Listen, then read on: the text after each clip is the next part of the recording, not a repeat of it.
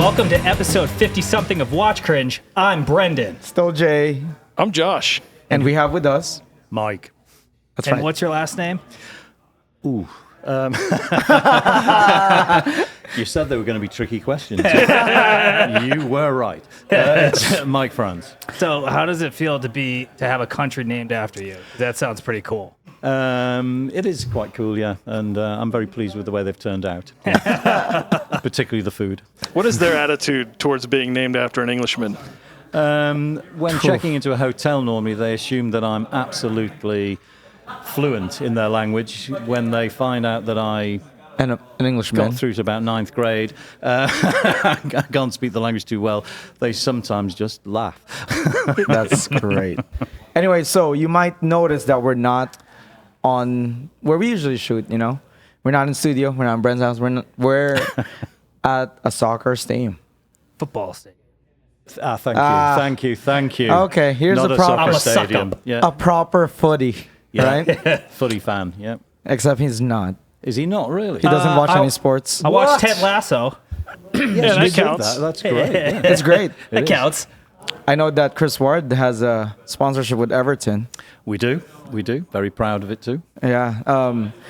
I know one of the jokes that came along was someone saw that there was a signature of the jersey, and they asked how I, got it, and they said, "Oh, that can't be Everton because they don't have pens."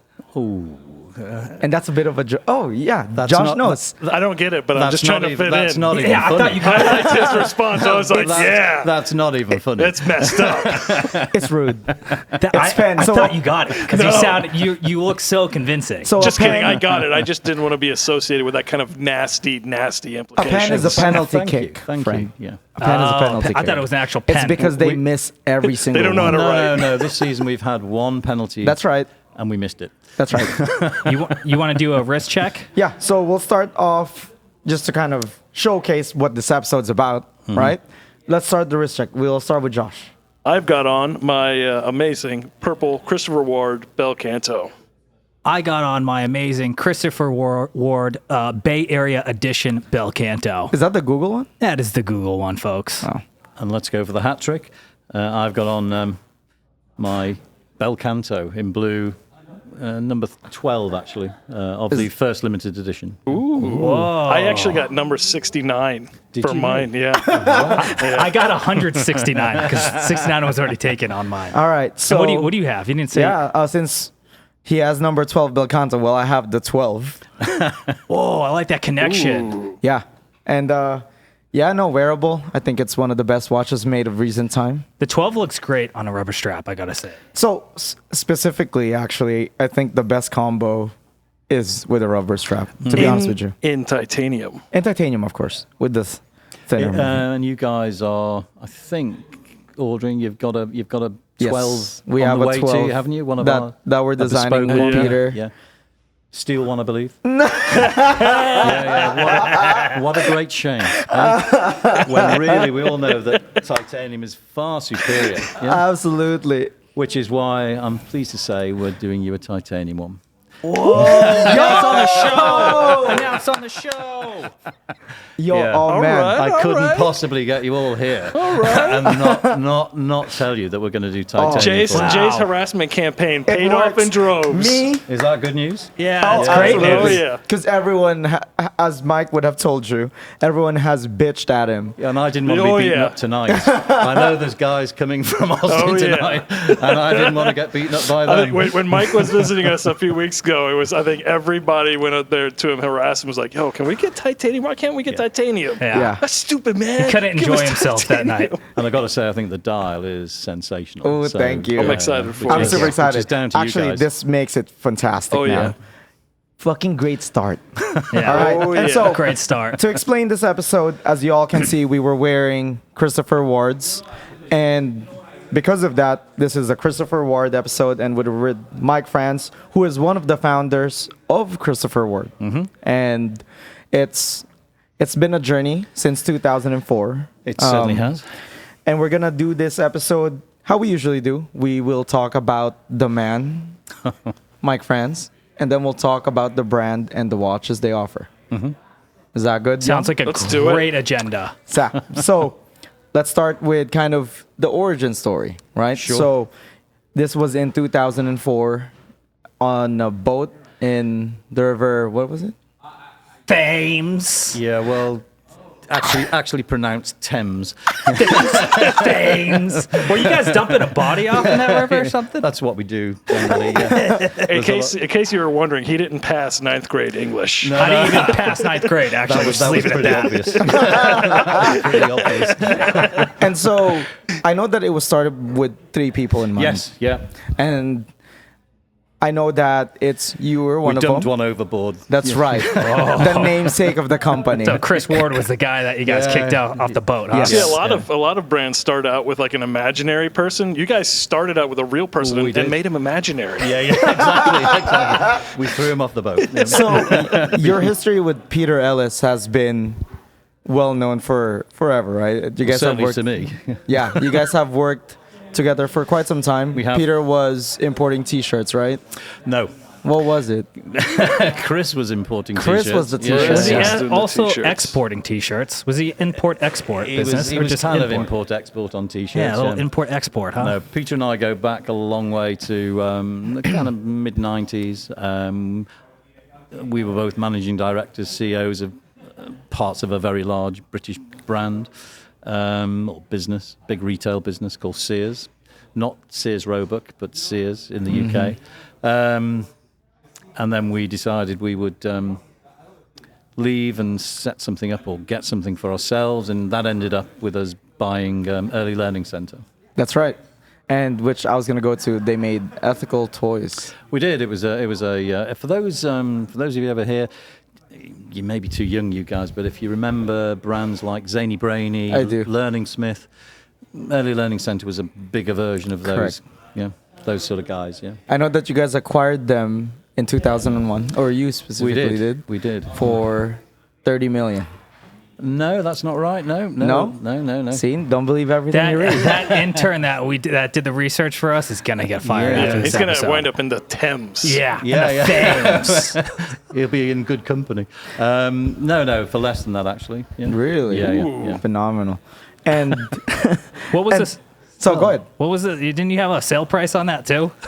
Yeah, what was the Yeah, sale let's price do on it. 2004? Fact check this. That was 62 million. That part was right that you got. That was correct. I was right.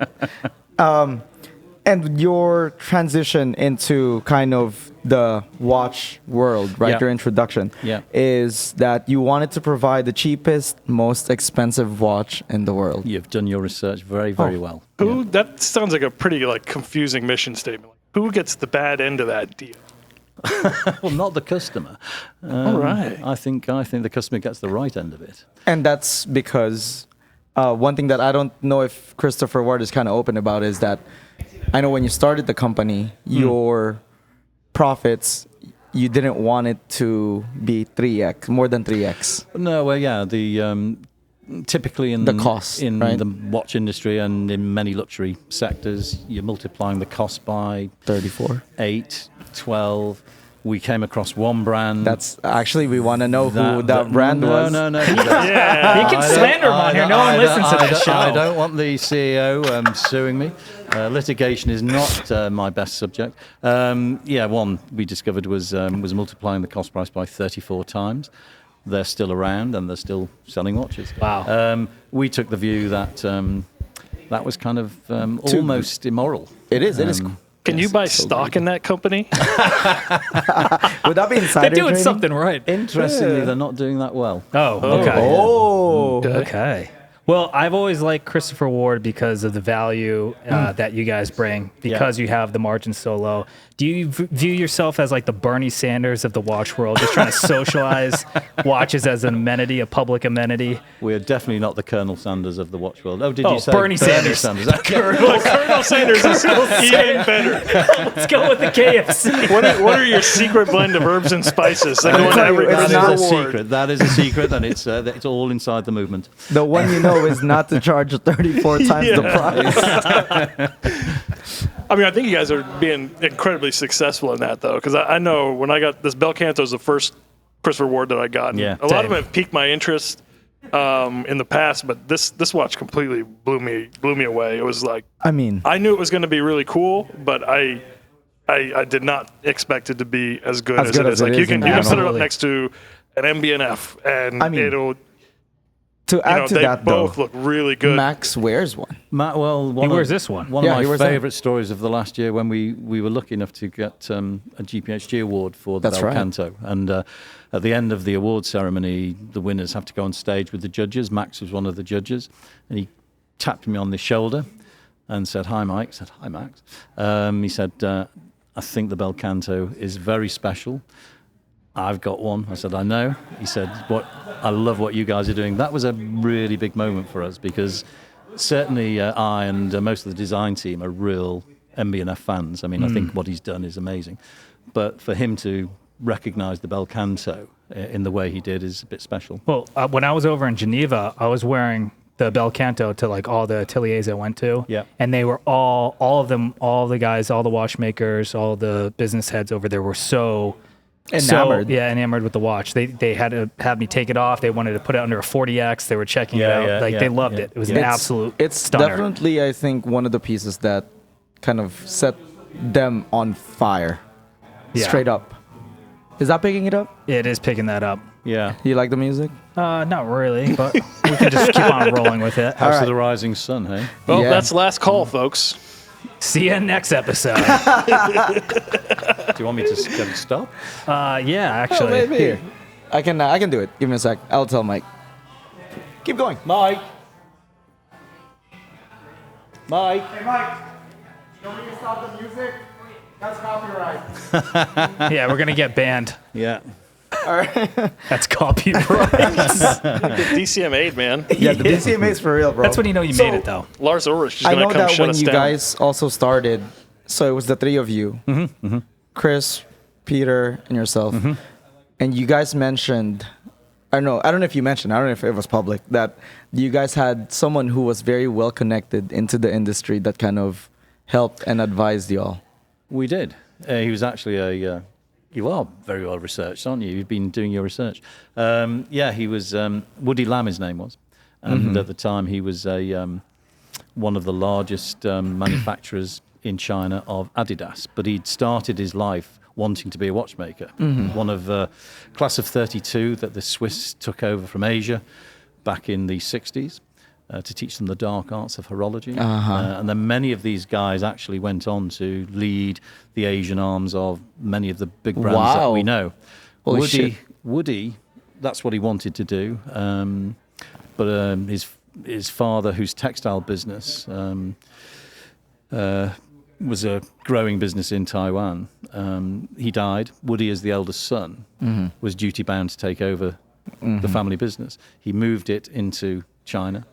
Moved it into sportswear, became, as I say, I think the second largest manufacturer for Adidas. Wow. We knew him because in my background Of retail. I was in fashion before toys, and Woody used to. I used to negotiate with Woody, and Woody would, in negotiations, he'd take his watch off, he'd get some tool sets out, he'd undo the back of his watch, and he'd start regulating it, probably to put us off the negotiation. That is a unique power move. Yeah. It is a unique power move, and so when we decided to get into watches, whilst we love watches, we knew nothing about the industry at all. So we contacted Woody and said, "Hi, Woody.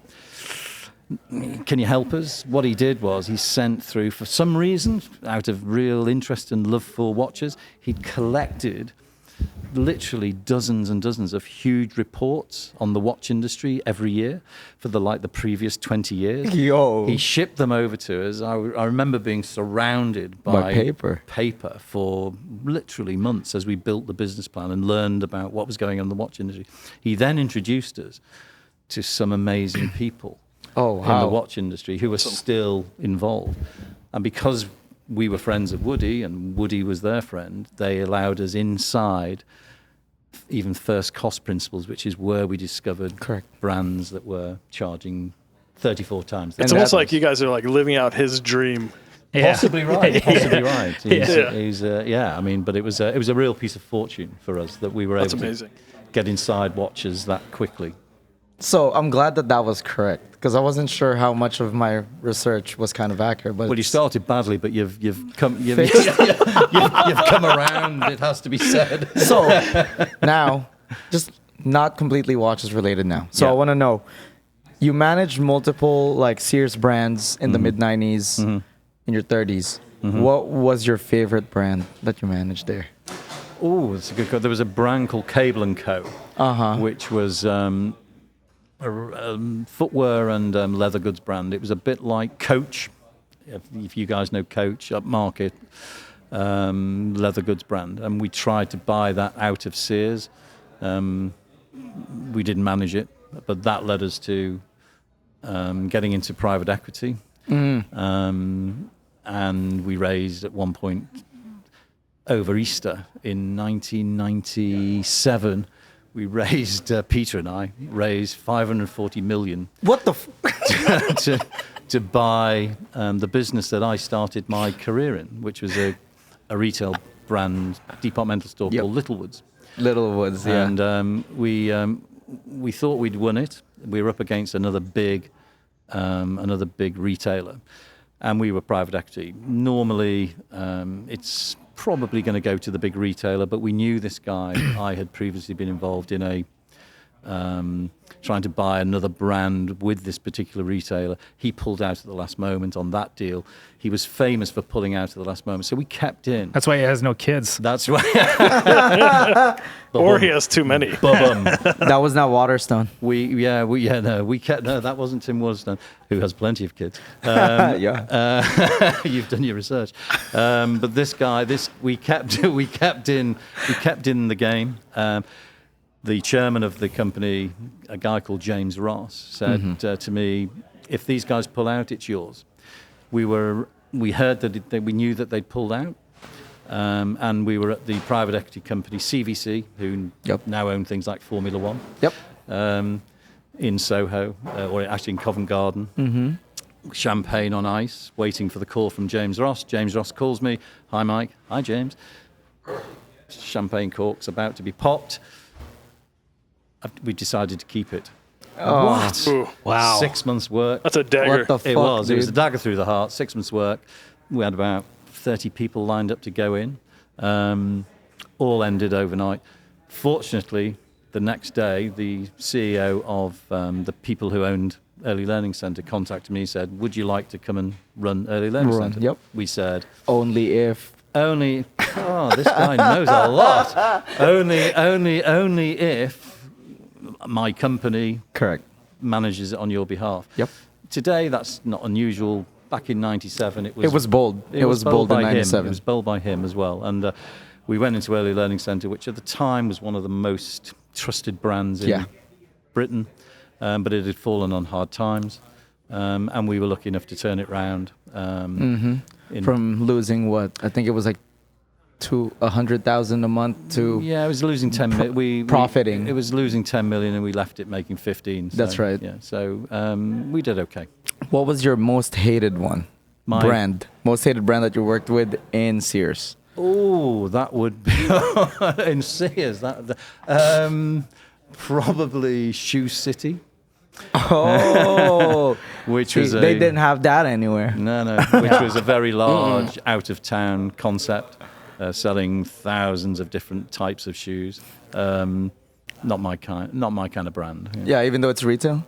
Oh, I love retail, but that was, you asked me for the one I didn't. I wouldn't say I hated it. It was just the brand I least enjoyed running. Yeah.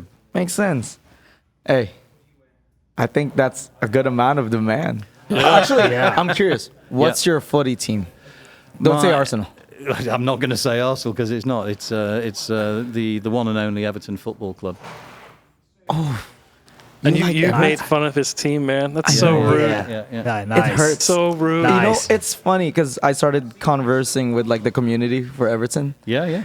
Great bunch because they got jokes. Oh yeah. That bunch is just waiting for something to happen. Yeah, well, we've got a new stadium. That's right. That'll open in a season's time. How do you feel about Mikey being a Villa fan? Is he? You I shouldn't didn't have know. He's out. He's out of spilled the here. beans. He's out of here if he's a Villa fan. No. Everybody who works for Chris Ward has to become Everton. an Evertonian. That makes sense. We call them Evertonians. Everton, yeah, that's right. That's what they call themselves. Have you broke the news to Mike yet about that? Not yet. But He will. Actually, it's he'll the be watching speech this tonight. podcast, won't he? So, Is it not the speech tonight This is how that he Mike's tells gonna me. find out yeah. he's gone canned? And so I think now's the kind of good time to switch into Christopher Ward. Yeah. So I know that Christopher Ward, the concept of it was founded in 04, right? But you guys hadn't started making watches until June the 2nd, 2005. Indeed. What time? What time on that day? It's mid-afternoon. The launch of the website was mid-afternoon. Okay. So this Which was website over provider? here. Is that Angel Fire? Yes. So this was. I remember you're saying before it was in a chicken shed on a farm. It was in yeah. Berkshire. Woodlands Farm. Yeah. Woodlands Farm. Yeah. Is that still there? It is. Yeah. Yeah. Oh shit. Yeah. Is that where you put the interns? That's a really good idea. No, we don't actually, but what a great idea. Were you guys like building any watches in there at all? or no? Oh damn, that's their workshop. Yeah. No. Could you imagine like all the dust and everything? Chicken Oh. feathers getting in there. Yeah. Salmonella. So I'm wanting. KFC. Damn, that was good. Mike is perfect here. Yeah. So I know that Christopher Ward was the first ever online only watch brand. It was. What made you want to do that? Because that was so early in the internet that Yeah, You well, must have had a pioneer like almost a the gamble. whole And everyone always system. had a dream like, oh, I want to get in all the stores and be this big thing. And it's kind of like Yeah. You interesting. you went to the be like, opposite route. I want this all to me. Like I want to. Straight to consumer. Yeah. Yeah, always zig when others zag, I think, is not a bad motto in life. But we'd also developed a pretty big online business at Early Learning Centre, ELC. That's right. So, we figured if you can sell climbing frames online, you can probably sell watches, even though back in 04, 05, people were literally ringing me up saying, what are you doing? You will never sell a single watch online. I mean, they absolutely, now we take everything for granted. People buy houses online, they buy cars online. By people like They brides. people online. Yeah. So there's no barriers now. Back then, people really, they weren't even sure that people would buy clothes online. Yeah. So we just knew that it was likely to be something That it was would gonna grow happen. and grow and grow. I know. Speaking of toys and selling online, I know Beanie Babies was like a huge. Yeah. That was like one of the Yeah. major things that they did too. To Yeah, become absolutely. So that was we had some background in it, and we were, to be honest, we just tired of bricks and mortar. And also, you need a lot of capital if you're going to develop a business, A storefront. brick and mortar storefront. It's Yeah. a lot of capital that you need. It's the one that the business model you had, just shove everything in the chicken coop. We were just those big, sort of KFC Buckets. things. I'm glad. You get I'm a- glad though that chicken thing was true. I wasn't sure because Yeah. it almost seems comical. Yeah, it does. Yeah. It wasn't a chicken shed at the time, you understand. It was a former chicken shed. It was a former chicken So it shed. wasn't a multi-use chicken shed. No, It was no, a no, converted chicken it shed. was a Okay. converted Do you chicken. Fresh remember eggs. the first two models that you released? I do. What were they? They were the C5 Malvern Automatic and the C3 Malvern Chronograph. Wow, Yeah. both of you guys got it right. Bravo. With the movement, what's the movement? ETA 2824. Hey! Point In the what? auto. Dash what? Dot what? Dash one at the time, yeah. Oh, well, I don't know who to clap for. No, is it? He's got I a thought point it was two. He's got a Dot point two. two. He's got a Yeah. point two. I don't know. We're gonna have to fact check this later. And With those kind of being the first releases, how do you see your watches from yesteryear to what they are now? It's like night and day Well, yes. I mean, I still have a great affection for those. for the watches, and we created some really, really cool watches. There's a C6 Kingfisher dive watch, which Yeah. I Somehow one day I'll bring back a version of that. We had the C4 Peregrine, Oh, the Peregrine's which nice. was a nice watch. We did some interesting stuff. The level of sophistication, the level of quality has grown hugely. Yeah. And so it's hard to compare the watches we were producing 20 years ago with the watches. Because it's a different base. Yeah. I feel like the watches of today too have like the design game has gone up too. Look, I feel like they're very tasteful. When we started, I mean, if I'm absolutely honest, I was designing the watches with a guy called Fraser, who was not a watch designer actually. Okay. And we didn't know what we were doing, except so lots of the references were from existing watches, whether they be Submariners, whatever. Portofinos, IWC Portofino, that was the inspiration for the first two watches. I see. I can see that now. Yeah, and I was particularly into IWC at the time. And they were, in inverted commas, homages. As we learned more, sophisticated, grew the brand, there was a big sea change moment when a guy called Adrian Buchman, who at the time was about 27, 28, probably one of the rising stars of watch design in the entire Swiss industry. And he was moving to the UK. His wife, who's Singaporean, her parents lived in the UK, and she wanted to live in the UK, so he was moving from Switzerland. And he contacted us and said, "Look, I've seen what you guys are doing. I'd love to come and work for you." He turned up. And that was the moment really when we had somebody with genuine world-class design talent. And one of the things that we set off to do was to create a very distinctive signature for the Christopher Ward brand. And in the world of watches, that's not the easiest thing in the world to do. Because there's a million different companies. Yeah, exactly right. What we'd started with was, because not many people in the industry take cases very seriously, I think. So many slab-sided cases around, largely because they're cheaper to produce. So they're all machine polished. We wanted something more architectural, so we developed with Adrian the light catcher case. It was really, literally based on the automotive industry. The way car manufacturers, they bend metal in their cars, mainly to make them look like they go faster and they sit closer to the ground. I thought that was a really cool thing. I was very lucky at that time to own, I still do own, but an Aston Martin. And I was, when you, at the time, when I bought it, the waiting list for Aston Martins was about 2 years. So to keep you feeling okay about them, they used to give you this model of the car that you were going to get. It didn't really help. That's better than some of the Porsche now tries to get you to buy the car you don't want before you get the one you do. Yeah, well, that's true. So it was an exact replica of the car that you were buying, the color, everything in That's great amazing. detail. And I just loved the design of the Aston Martin. They'd used lines really, really succinctly and well. So I literally bought this model in, put it on the table and said to Adrian, "Look, use this. It's one of the great brands of the world. It's a great English brand.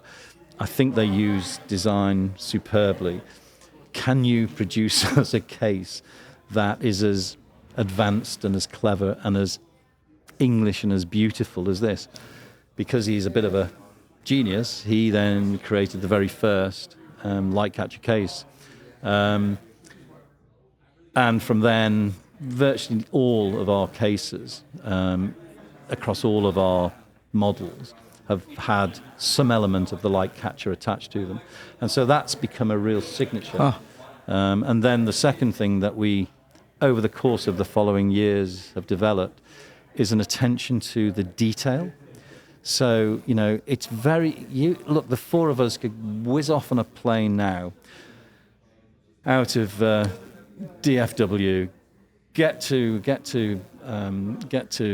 Beale or the Chaux de Fonds or wherever. We could go and see some companies who would design, manufacture, even market for us if we wanted, a watch brand, yeah? And that's why so many watch brands kind of come from the same place and have the same design aesthetic. Maybe color is different. We don't do it like that. We wanted to have vertical expertise that ran right the way through the company. And people like Adrian and others now were the people who gave us that level of expertise. I love the shout out to the slab-sided cases, because that's one of my big pet peeves. So many people will make a beautiful watch, and especially you get this chronograph, looks great, and it's a tall watch, and then they just give you this mirror that just sits there reflecting back at you. And to me, some people like it, but to me it just ruins the character of it. I mean, sometimes it can work, but I honestly think largely it's lazy design and it's cheap. It's cheaper to do. They do it because it's easier. If you start faceting cases the way we do, the polishing and then you care about the polishing. And some of our cases, we've got 3 different types of polish. If you take the 12, there are 3 different polishes just on the bezel, for God's sake. Yeah. Now this is not easy to do, but it's worth it because people like you guys understand the kind of feedback you get over time. And one of the real tests of any watch for me is how in love with it you are over time. And if you keep getting more from it and it keeps surprising you a little bit, Keeps on giving. it keeps giving. And that's what we aim to do. Not everybody understands it. Sometimes we probably go too far because it's not adding value, but it appeals to us, so that's what we do. Yeah. It's it. Yeah, And that's yeah, kind of all yeah, that matters yeah. for it. But It matters. yeah, I'm glad. I mean, I'm super excited. I can't even stop thinking about the 12 we're getting. So Yeah. Gonna be great. Oh, well, I have to say, guys, I must say, the design of the dial that you guys inspired is absolutely stunning. I think people are going to, it's beautiful. I'm super stoked. Can't wait to flip mine. Shout, Beautiful. shout out to Snowball. Yeah. It's Jeremy. I'll buy it. That's Snowball. That's all him. The design was all Jeremy. Is that right? Yeah. Yeah, Correct. he's Yeah. here. He's here tonight. He's coming here so- tonight. He's Is here. that right? I must You'll Yeah. get to meet our Adrian. Yes. Well, I'd love to meet him He's because I think it's quite- a really, really great dial. He's quite retarded. Well, Jesus. You said that, not me. Anyway, so with Christopher Ward still being a strong online watch brand, right? How important is it to you to have the people kind of writing about you? Because I know one of the earliest iterations of that was Dave Malone, Oh, gosh, yes, yeah. and I know that he came in not believing in your product, but then Quite right, yeah. completely doing a 180 as soon as he got it into his hand. Yeah, I mean, I suppose, and we've been very lucky. You need luck, and we've had plenty of luck over the 20 years. That was probably the first piece of real luck we had, that Dave Malone, who was a lecturer at the University of Tasmania.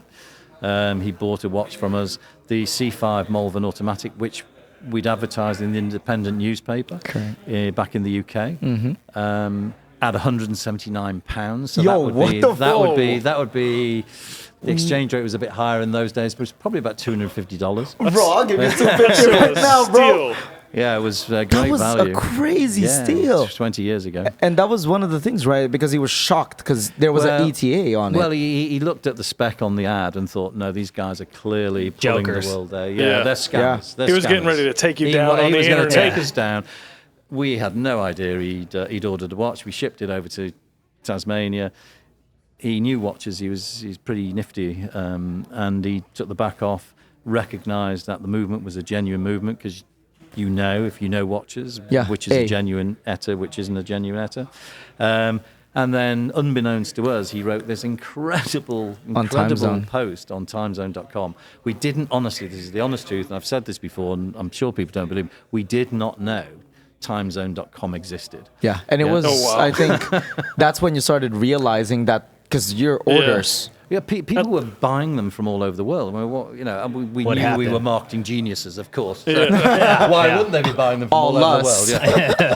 Not quite. And it's because they'd all read Dave Malone's post, and he said, literally, I've discovered the best value mechanical watch in the world. How long did it take you guys to kind of connect that dot? And then is it like, what did it feel like to see this guy who like writes this review and he's like, I completely expected to hate this and tear these guys down and complete 180. Do 180. We didn't know about it until a Dutch guy called Hans van Hoogstraten phoned up and said, can I start a forum up? I was going to ask you based about on Christopher that. Ward, and we went, well, why would you want to do that? I mean, What's a forum? Yeah, what's a forum? What? And he said, well, you must know about the furore that's going on timezone.com. Timezone.com, Hans? So one of those shock sites. Shock sites. Yeah, he said, Lemon Party? He said, Yeah. you must have... No, we haven't seen it. He said, well, look, I've just been thrown off Time Zone by the then moderator, a guy called Michael Sandler. I've been thrown off because he thinks I'm a shill, i.e. I'm in the pay of you guys. He said, honest? He said, obviously, we know we've never spoken, but I bought one of your watches, put out a post that agreed with Mike Malone, with Dave Malone's, and Michael Sandler starts throwing us all off. He said, I'm so annoyed. I thought I'd contact you, and I think what you guys are doing is fantastic. Can I set up a forum? Well, yeah, okay, thank you. Which he did. I mean, still alive. He ran it. It's still alive. He's no longer involved. His wife, after 10 years, gave him so much grief that he decided to. Understandably so. Stop playing with your online friends. Was he ever successful in getting himself on the payroll? Never. We never paid a penny. We don't pay any of these guys. If anybody has the opportunity of going to chriswardforum.com, you'll find what we believe to be the biggest archive of any brand ever in the world. Correct. And these guys have done that themselves for no payment. The thousands of hours they've put in is honestly humbling. It's incredible. And so that all started with Hans. It was then taken over by a guy called Kip McEwen 10 years later. Kip is still very much involved. Couldn't make it here this evening, but we'll be seeing him in the not-too-distant future. We bring them over, he and his moderators. Kip and the moderators sounds like a band, doesn't it? It does. Kind of does. Sounds like a good band. It's like a funk band. Yeah, Kip, or a punk even. Kip and the moderators come over to Maidenhead once a year, and we give them information about the brand, and we help them understand the brand. We give them some advanced information about what's coming up. We share early designs with them. We get fantastic feedback from them. They help us create watches. The Trident Pro 300 Oh, the Trident Pro is more or less driven by them. Oh, shit. I didn't know you guys had like such a strong community and like involvement in like help us like get you guys what you want and like these guys. I mean, why wouldn't you tap into this? It's absolutely It's amazing. I mean, the watch community. Look, you guys know it better than I do. Is just such a close-knit community across the globe with such amazing interest in watches. If you're able to tap into that and with such knowledge, such great knowledge, why wouldn't you tap into it? So we do.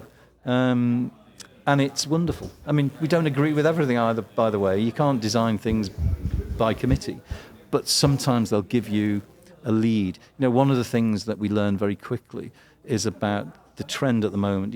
Everything 15 years ago was going bigger. It's getting smaller now.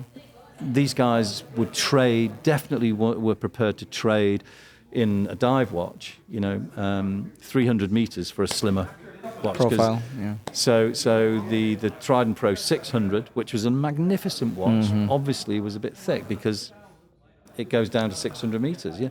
We said, what would you want us to do if we introduce a new Trident? Make it slimmer. Well, that means we're not going to be able to do 600 meters. Great. Go for it, guys. So that sort of stuff, you just... test things out in the community and get the feedback immediately. Yeah. Get it live. Yeah. Peter reads every post. Oh, really? Every day. That seems dangerous. Oh, well, he's a dangerous kind of guy. No, it's just. Why does it seem dangerous? I don't know, like it's the internet, right? Like, do you want to read what everyone says about you on the internet? Yeah, but these No, guys, God. these guys, these. He probably has a thick skin, this Peter. But Okay. these are No. enthusiasts These are for the enthusiasts, brand. Yeah. That's true. That's And true. by the way, it's also more important to listen and read and note the negatives. It's all very well to pat yourself on the back all the time and think, well, it's good. No, we learn far more from what people, whether it's a customer service issue, whether it's a product issue, whether it's a quality issue. Yeah. These are the things that matter to us, That's a Absolutely. good point. One of the things for me is when I got this watch, and I didn't notice it until I got it, and I've noticed it in at least one other watches. On the Bel Canto, you guys don't have the logo or the company name anywhere on the watch conspicuous. It's on the reverse of the... It's on the case back, and you have a logo on the crown. I think it's the same thing for the new Adventuring Moose face. The To me, that Adventuring seems is like so good. such like a bold decision. A lot of people hang their hat so much on like in the that brand and that logo, and like It's that- to me, it kind of puts a lot of trust in the product that you product. make or the decisions of the designers. And I thought it was super bold to do that, and a lot of companies would not do that. So I don't know if, is that a deliberate choice? Did you all kind of have discussions about that, or are you guys just trying to make the watches look like someone else's? No. Yo, who said Moser, bro? No, lots of discussions. Did it include the forum weighing in on that? That one didn't, no. This was internal. This was, every watch goes through a long process of conversation, design, iteration after iteration. The Bel Canto, for instance, there's not a lot, the way the design was ending up, there was not a huge amount of space. One of the considerations that we had at the time was to engrave onto the crystal, under the crystal. But again, we just felt, and we did it, there are samples around that have got that. Shouldn't say that, somebody might want them. But we felt that the design itself was so beautifully harmonious that anything that was above it that was would slightly jar. And so we decided for aesthetic purposes that it didn't work. The same with the Aventurine, the moon phase. We wanted to celebrate the moon. And we just felt again that, and there's some discussion and debate about whether we've still got Swiss made at 6 on the Aventurine, and we had a long discussion about whether we should take that off as well. We decided to leave it on, but maybe in future iterations we'll even take that away. Really clean. Yeah. Was this it's for the Bel Canto? Was it the first time that you guys had collaborated with Chronote SA? Because I think they did the design of the dial hardware, right? Is that correct? No, they Where finished it. The finishing. They finished So it. they did the finishing. No, it wasn't the first time. We did the C60 concept with those guys. Yeah. Okay. And do you see that like happening more, working with them in the future? We're always happy to work with Chronode, but we've kind of not moved on in a sense, but lots of the Swiss watch industry are not well used to creating the sort of volumes that we're now creating. They're not set up for it. I see. So you're kind of pushing the boundaries for that. And we're investing very heavily now in CNC machining and understanding industrial polishing, which there's a watch coming out the end of April, which is a real move on in terms of industrial finishing. And we see that as a kind of innovation that we're really interested in. So we're now innovating in terms of manufacturing techniques. So are you looking to position Christopher Ward as maybe a manufacturer for other brands that want to do certain things? God, no. No. Okay. They're going to stay with themselves. Stay with themselves. Yeah. No, it's all about us. Okay. But so we're really interested in how to industrialize some of these amazing finishes that you get, because our prime purpose in life, which it was in 2004 when we established the business and remains exactly the same today, is to bring fine mechanical watches and make them available to as many people as possible. And therefore, not just our margin and our multiplication by 3 helps and our business model helps, it also helps that we try and be very smart about how we produce and manufacture. Because if you're selling at ridiculous prices and you're going to get 20 times or 8 times the market, it can lead to a laziness. Because price is so important to us, and it's not the first consideration. Quality is the first consideration. The price, the value is so important to us. We work really, really hard on the manufacturing side of things, and no stone is left unturned. And we really think that now the next move on is really smart industrialization. And things like the Bel Canto are already beginning to see that happen. The watch that's coming out in April is a move on again, which is very, very exciting. And some people may have seen it and have already expressed their like for it. Maybe even you guys. Yeah, but you can't talk about maybe. it.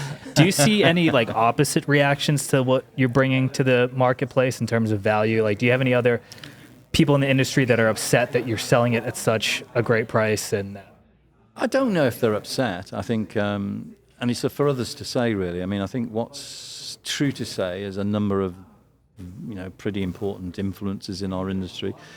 When we launch things like the Bel Canto, they have said that this is something that they believe is potentially a game changer for the industry in total. Absolutely. 100%. 100%. So, but that's for others to say. We just crack on doing what we do and let others make those sorts of comments. But I think, if anything, like it blows people's expectations Of what?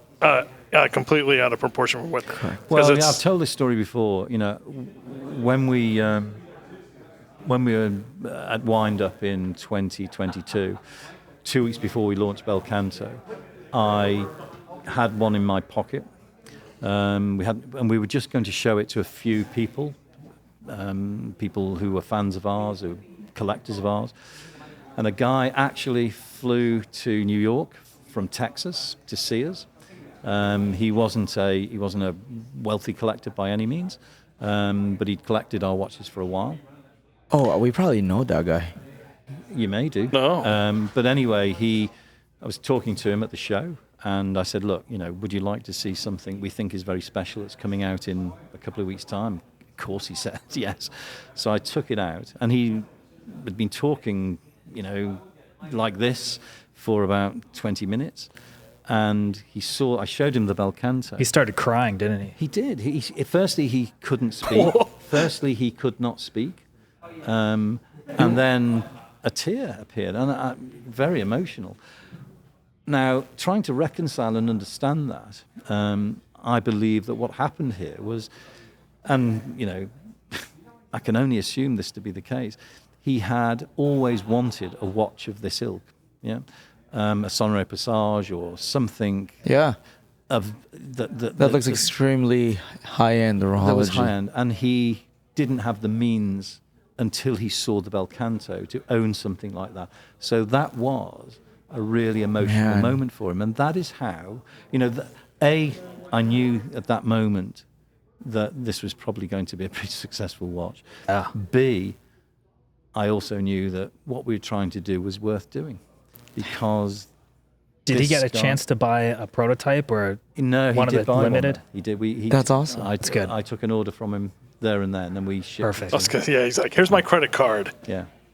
That's awesome, man. So that was a really powerful moment for me. Yeah. The Kodak moment. It was, and it's that's what we're trying to do. That's what gets us out of bed. We were there, 2022. Yeah, you were. Yeah. We were. We didn't show them to you. Yeah. Hey, Brett, You weren't going to cry. we were not. Show him a Shiken, though. He might cry. You didn't look like criers to me. Yeah. Show him a watch that has a minion on the dial. Then the tears will flow. After a lot of booze too, but yeah. True. That's true. That's Like true. that feeling, that sentiment that he had about the watch is like, it's the same thing for me. When I saw it, I was like I wouldn't have ever even thought about trying to buy MB&F or some of that other stuff, because it's just sort of like it's not in your mind. I saw this, I was like, whoa, like this opens up a whole new sort Door, of part of the watch world to me, and something that I can make it's accessible to me. Yes. And it's like I could never see myself wearing a watch like this. It'd be nice, but I was like, oh well, this is like a possibility, right? Yeah, like it's in the realm of. And so I saw it, I got the blue one, I was like, maybe if they had like a more like fun, vibrant color, right? And so I think me and Chris, another guy in our group, he loves purple watches. He's got a ton of purple watches, and we were like, if they did a purple, like, yeah, I'd totally do that, or like an orange or like a lime green or something, and then They did it. a month later Yeah. it's like purple, and we're both like, it shows up, we're texting each other. He's like, you gonna do it? I was like, I already did it. Yeah, I don't. So I want to These just are great moments. These are great let you know. moments. So our group is very small. We have maybe 50, 60 members.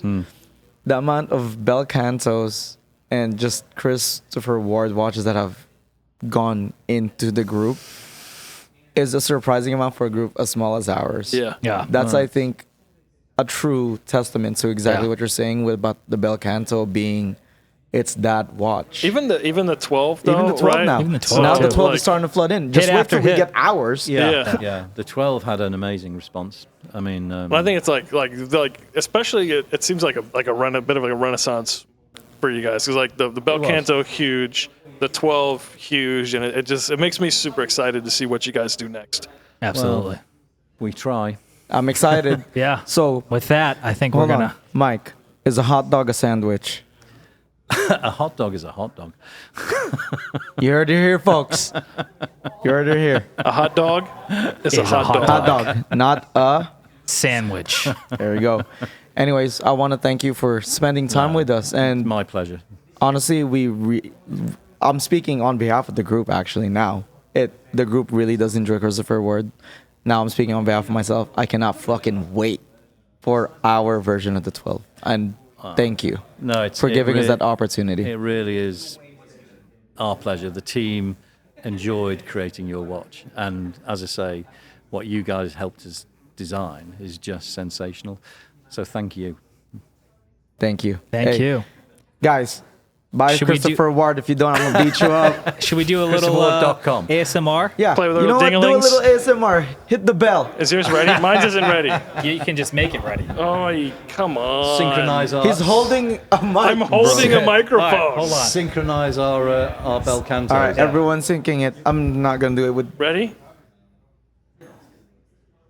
Wait, I went the wrong way.